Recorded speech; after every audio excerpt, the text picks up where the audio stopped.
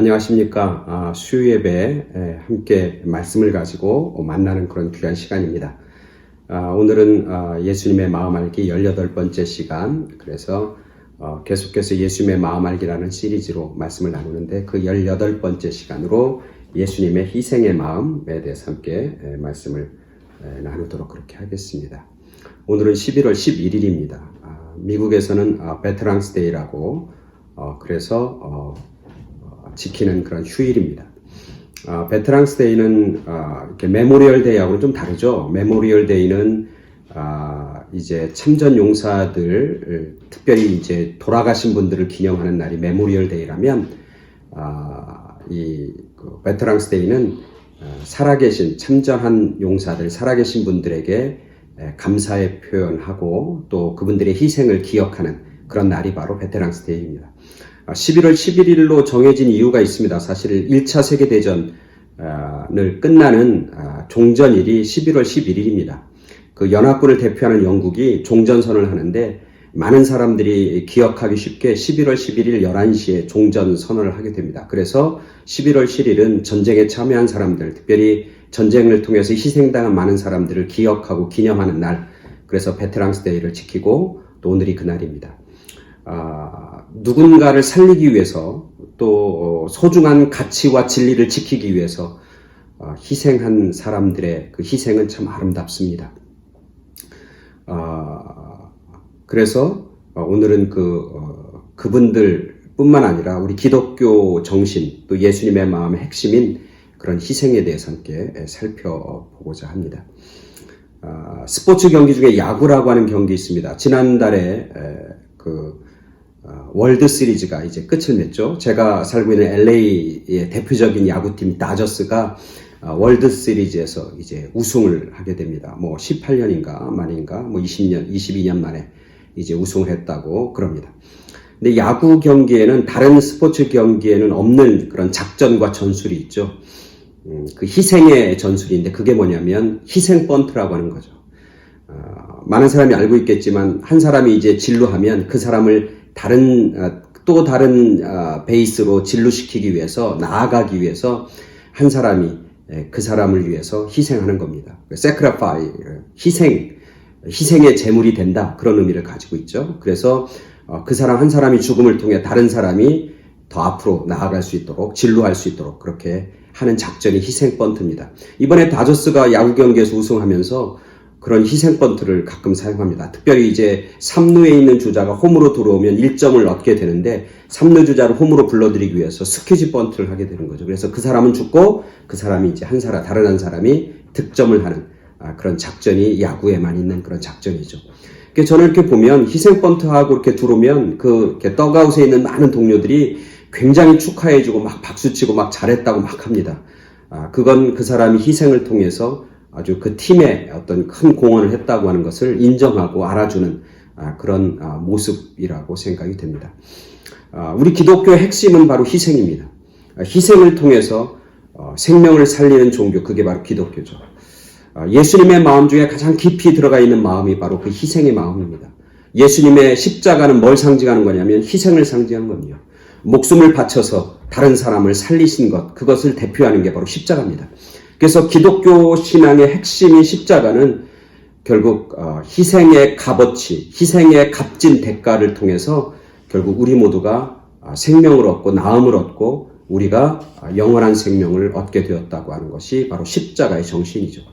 그래서 많은 신학자들과 특히 많은 목회자들은 예수님의 그 희생을 우리가 닮아가야 된다. 그래서 정말 진정한 기독교의 능력은 바로 그 희생에 있다.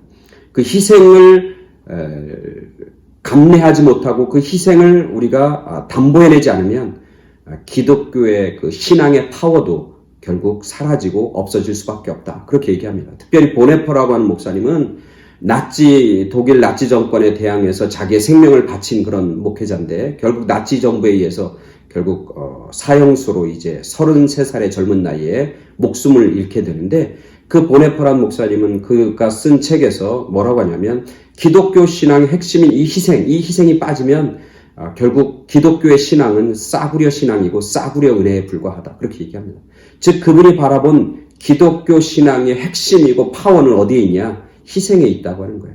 그 희생을 감내할 때 그 희생을 통해서 놀라운 역사, 놀라운 축복, 놀라운 능력이 나타나게 된다고 말씀하고 있는 거죠. 예수님도 오늘 제가 읽은 말씀 속에서 그 이야기를 이렇게 쓰고 있습니다. 요한복음 12장 24절하고 25절까지 말씀 제가 봉독해 드립니다. 요한복음 12장 24, 25절. 내가 진실로 진실로 너희에게 이르노니 한 알의 밀이 땅에 떨어져 죽지 아니하면 한 알 그대로 있고 죽으면 많은 열매를 맺느니라. 자기의 생명을 사랑하는 자는 잃어버릴 것이요 이 세상에서 자기의 생명을 미워하는 자는 영생하도록 보전하리라. 아멘. 요한복음 12장 24절 25절에서 예수님이 말씀하시는 거죠.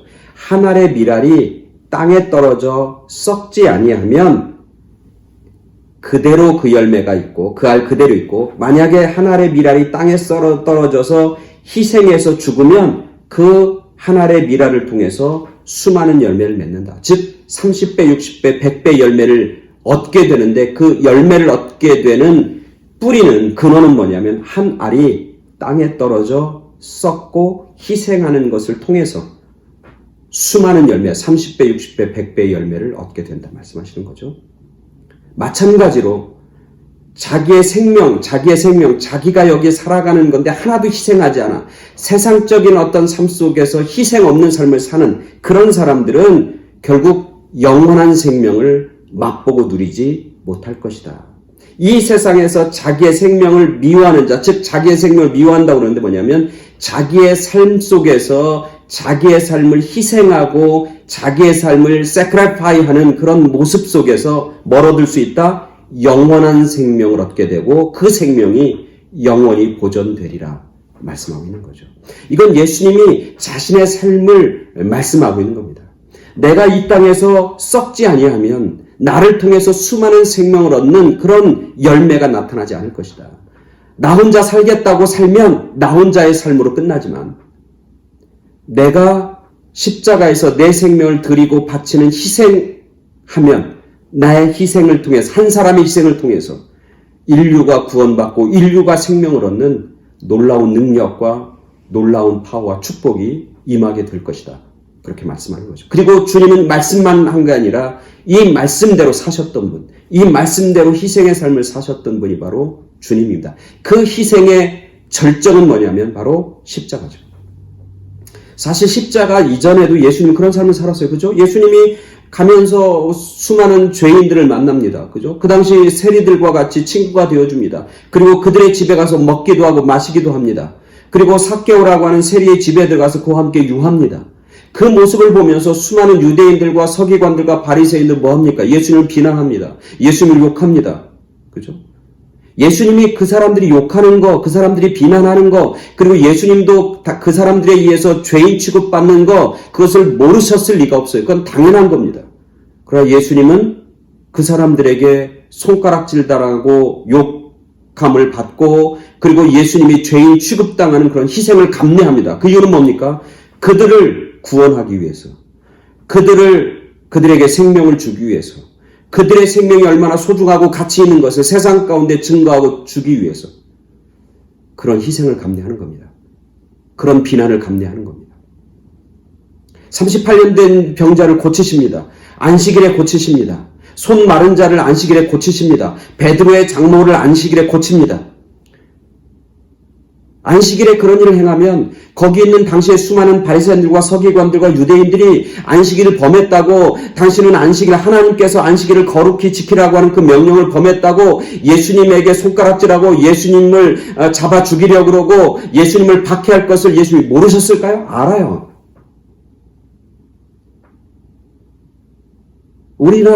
저나 여러분들이 예수님을 좋아하는 이유가 뭡니까? 바로 거기에 있어요.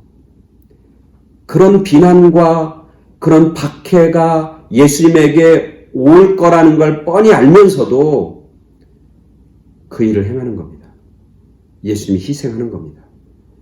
내가 전하는 복음의 진리를 위해서, 다른 사람을 살리는 일을 위해서, 다른 사람이 병든 다른 사람들이 아파하는 다른 사람들을 살리고 회복시키는 것을 위해서 자기가 희생하는 겁니다. 자기가 박해방할 줄 알고 자기가 사람들로부터 손가락질을 받을 줄 알면서도 그 일을 행하는 겁니다. 그게 예수님의 희생이고 그 희생의 삶, 그 희생의 마음은 어디에서 빛을 발한다고요? 절정 클라이막스를 이룬다고요? 십자가상에서 결국 그 희생의 정신은 꽃을 피우게 되는 거죠. 나 한 사람이 죽음을 통해 수많은 사람들이 생명을 얻게 된다. 내가 죽음을 통해 이 땅의 인류가 구원되는 놀라운 역사가 나타날 것이다. 그렇게 선언하고 그 길을 가셨던 분, 그게 바로 예수님의 희생의 삶, 희생의 마음이었던 것이죠. 우리가 살면서 모든 그 중요하고 아름다운 일을 이루려면 결국 희생이라고 하는 것이 이렇게 나타나게 돼 있어요. 희생 없이 열매를 기대할 수 없는 거죠. 우리가 누군가를 사랑한다고 하는 것은 그 사랑에 대한 희생이 없이는 그 사랑의 열매를 우리가 기대할 수도 없고 그 사랑의 열매를 우리가 맛볼 수도 없는 거죠. 그래서 바울은 데살로니가에 편지한 편지글에 보면 그 데살로니 교회를 칭찬합니다. 그리고 감사합니다. 그 중에 뭐가 있냐면 믿음의 역사를 이뤘다고 칭찬하고 그 다음 뭐냐면 사랑의 수고가 있었다고 칭찬합니다. 그리고 소망의 인내가 있다고 이야기합니다. 그 중에 두 번째 사랑의 수고입니다. 내가 누군가를 사랑하고 사랑한다는 건 말로 되는 게 아니라 그 사랑을 위한 수고가 있어요. 수고라는 건 다른 얘기로 하면 뭐냐면 희생이죠. 그러면 그 사랑이 진가가 나타나고 사랑의 능력이 나타나게 됩니다. 수고가 있지 않고 희생이 있지 않으면 사랑은 결국 아무 의미가 없는 거죠. 사랑은 결국 열매를 맺지 못하게 되는 것이죠. 그래서 희생은 그런 어떤 능력이 나타나는 겁니다. 희생을 통해서 열매가 나타납니다. 희생을 통해서 결국 축복이 임하게 되는 것이죠. 여러분 그 간디라고 하는 사람 알잖아요. 인도의 수상, 그리고 인도를 영국으로부터 독립시켰던 위대한 그런 수상이죠. 간디가 인도 사람들에게 질문을 던집니다. 쥐가 고양이를 이길 수 있는가? 쥐가 고양이를 이길 수 있는 방법이 있습니까? 라고 질문을 던집니다. 그때 수많은 간디 옆에 있는 수많은 인도 사람과 간디와 함께하고 있는 많은 그 대신들이 이야기합니다. 그럴 수 없습니다. 쥐가 고양이를 이길 수 없습니다. 사실 여기서 간디가 사실 쥐와 고양이하고 비유한 건 뭐냐면 쥐는 인도고 고양이는 영국이죠. 결국 인도가 영국을 이길 수 있는가? 라고 하는 질문인데 모든 사람이 쥐가 고양이를 이길 수는 없습니다. 그렇게 대답합니다.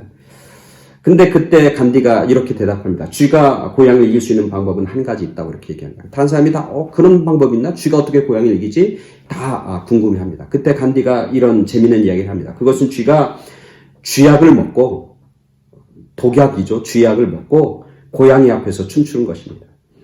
그러면 고양이는 그 쥐를 잡아먹습니다. 근데 그때 고양이가 쥐를 먹을 뿐만 아니라 그 쥐가 쥐약을 먹은 쥐이기 때문에 결국 쥐가 희생을 당하지만 결국 그 희생을 통해서 고양이도 결국 죽게 되고 그리고 고양이도 결국 그 독약의 포이즌에 결국 생명을 잃게 됩니다. 그렇게 얘기합니다. 그러면서 뭐라고 하냐면 간디가 얘기하는 거죠. 우리가 스스로 다 살려고 하기 때문에 우리가 영국으로부터 독립을 못하는 겁니다. 우리가 정말 내 생명을 바치고 내 피를 조국 인도를 위해서 희생할 각오를 한다고 그러면 우리는 영국을 이길 수 있고 결국 쥐가 고양이를 이기듯이 인도도 영국으로부터 독립할 수 있습니다. 이런 얘기를 하고 있는 거죠. 즉 인도라고 하는 나라가 결국 영국으로부터 독립을 얻고 영국으로부터 자유함을 누리기 위해서는 뭐가 필요하다는 거예요? 희생이 필요하다는 거예요. 그 희생 없이는 그런 아름다운 대가가 이루어지지 않는다. 우리 삶이 다 그런 거예요. 우리가 지난번에 대통령 선거 있잖아요. 미국 대통령 선거를 했잖아요. 사실 우리 유색인종들이 대통령 선거에 투표권을 갖게 된 게 얼마 되지 않아요. 우리가 투표할 수 있다고 하는 건 그 엄청난 권리이고 자유인데 기쁨인데 그 유색인종들이 투표할 수 있는 그 투표권을 얻기 위해서 얼마나 많은 사람들이 죽었는지 몰라요. 얼마나 많은 사람이 희생당했는지 몰라요. 우리가 잘 아는 것처럼 마틴 루터 주니어 킹, 그분 결국 다른 사람에 의해서 암살당하면서까지 흑인 인권을 위해서 싸웠고 흑인들의 참정권을 얻기 위해서 싸웠던 그런 사람이잖아요. 뭐 우리가 알고 있는 것처럼 흑인 노예들이 해방하는 사건, 흑인 노예들이 자유롭게 살고 지금 미국에서 자기의 목소리를 내고 투표할 수 있는 그런 자유와 해방을 맛봤던 것은 누구의 희생이에요? 아브라함 링컨과 그와 함께한 사람들의 희생이잖아요. 결국 아브라함 링컨은 노예 제도를 폐지하고 노예들을 해방하겠다고 하는 그 일을 위해서 자기의 목숨을 결국 바치잖아요. 결국 아브라함 링컨도 암살당하잖아요. 그런 사람들의 희생, 그 사람들의 어떤 목숨을 바치는 일이 있지 않고서는 많은 사람들이 누리는 자유와 권리와 그런 행복과 그런 기쁨을 맛보지 못하는 거죠. 그게 세상 사람들 사는 것도 마찬가지고 오늘 우리들이 살아가는 삶도 마찬가지고 그게 바로 예수님의 정신이고 기독교의 정신의 핵심이라고 하는 거죠. 구약에 보면 그 요셉이 총리가 되잖아요. 요셉이 총리가 되는데 그 요셉 앞에 형들이 가잖아요. 왜냐하면 형들이 결국 너무너무 흉년이 심해서 먹을 것을 얻기 위해서 애굽이라고 한 땅에 가잖아요. 가나안 땅에 너무 이제 기근이 심해서. 그래서 요셉 앞에 형들이 쭉 쓰잖아요. 근데 요셉이 이렇게 보니까, 요셉은 이제 자기의 정신을 순결케 보니까 베냐민이라고 하는 자기의 가장 사랑하는 동생이 안 온 거예요. 그래서 그 사람들을 스파이로 이제 모함하잖아요. 그래서 그 사람들을 잡고 너희들이 스파이 아닌 것을 증명하기 위해서는 너희가 집으로 돌아가서 베냐민이라고 하는 아이를 데리고 와라. 그렇게 얘기하잖아요. 그럴 때 이 형들이, 유다를 중심으로 한 형들이 자기들이 정탐꾼과 스파이가 아니고 자기는 정말 먹을 것을 얻기 위해서 온 사람이라고 하는 걸 증명하기 위해서 다시 집으로 가잖아요. 그래서 집에 가서 야곱한테 우리가 베냐민을 데리고 다시 애굽으로 가야 됩니다. 그랬더니 야곱이 베냐민을 놔주지 않아요. 왜냐하면 야곱은 자기의 가장 사랑하는 아내를 위해서 얻은 아들인데 그 요셉과 베냐민인데 하나들은 이미 죽은 걸로 생각하고 이 아들마저 죽으면 안 된다고 해서 베냐민을 놓지 않아요. 너희들만 가라고. 이 아이는 그냥 내가 데리고 있겠다고 그럽니다. 그때 큰 형인 유다가 야곱에게 설득하냐. 뭐라고 하냐면 내가 목숨을 걸고 내가 목숨을 담보하고 내가 이 베냐민을 데리고 오겠다고. 내가 내 목숨을 내가 담보하면서 내가 이 동생을 지키겠다고 그렇게 약속을 하잖아요. 그래서 이 야곱을 설득해요. 그리고 베냐민을 데리고 이제 다시 요셉 앞에 갑니다. 근데 요셉이 이제 그 형들에게 먹을 걸 주고 돈도 주고 다 주면서 베냐민 이 자기가 사랑하는 동생이 베냐민을 이 애굽 땅에 남기기 위해서 그 베냐민이 든 자루에 은잔을 섞어 넣습니다. 그리고 나중에 이제 그 형들을 잡습니다. 그리고 와서 뭐냐면 은잔을 훔쳤다고 하면서 은잔 훔친 사람은 이 땅 여기 머물면서 노예로 살아야 된다고 그렇게 얘기합니다. 그러면서 그 자루를 다 열게 하는데 그 열으니까 그 은잔이 어디서 나오냐면 베냐민이 빈 그 자루에서 나오잖아요. 그래서 베냐민을 잡습니다. 이 아이는 여기서 이제 노예로 나와 함께 살아야 된다고. 그때 유다가 요셉에게 등장합니다. 그래서 뭐라고 해요? 이 베냐민은 우리 아버지에게 있어서는 생명과 같은 아이입니다. 아버지가 정말 사랑하는 아들이 두 아이가 있었는데 한 아이는 결국 나중에 노예로 팔려가고 죽은 걸로 알고 있고 이 베냐민마저 우리가 아버지께로 데리고 가지 않으면 아버지는 죽습니다. 아버지의 생명과 연결되어 있는 마지막 막내입니다. 그러니까 이 아이를 아버지한테 돌려보내야 됩니다. 내가 아버지에게 이 아이를 데리고 오라고 내가 목숨을 담보하고 약속을 했습니다. 그러면서 뭐라고 하면 이렇게 얘기해. 이 아이를 돌려보내고 대신 내가 여기서 노예가 되고 종이 되겠다고 그렇게 얘기합니다. 그 이야기에 이 요셉이 감동하잖아요. 눈물을 흘리잖아요. 그러면서 자기의 정체를 형들에게 드러내잖아요. 내가 요셉이라고 그렇게 얘기하잖아요. 그 유다의 그 형, 대단하죠? 그 마지막 장자인데 자기가 대신 희생하면서 노예로 종으로 살겠다고 그러면서 그 자기의 막내 아들을 살리겠다고 그렇게 선언하고 그렇게 용감하게 나서는 그 유다의 모습을 보게 됩니다. 결국 그 유다의 그런 희생의 마음이 누구를 감동하는 거냐면 요셉을 감동시키기도 하고 나중에 야곱에게 축복을 받잖아요. 축복 중에서 가장 놀라운 축복을 받는 게 유다잖아요. 그리고 우리가 잘 알죠. 그 유다의 족속 중에서 다윗이 나오기도 하고 다윗의 가문에서 예수님이 나오기도 하잖아요.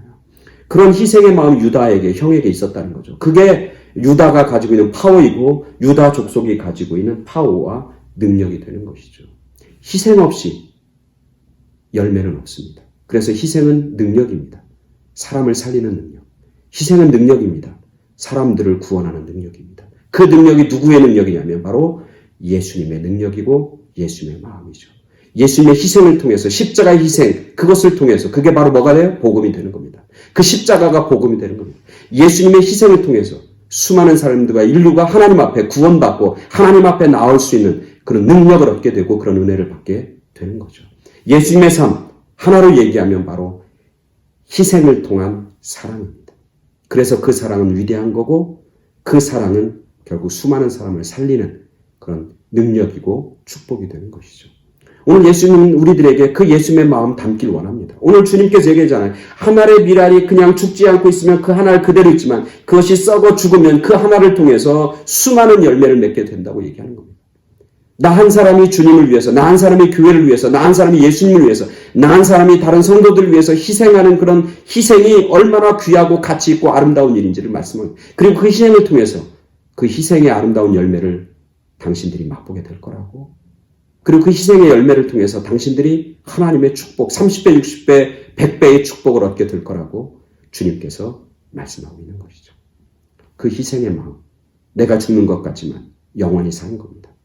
내가 손해보는 것 같지만 그것이 나에게 빛이 되고 능력이 되고 축복의 시작이 된다고 하는 사실을 오늘 말씀 우리에게 가르쳐줍니다.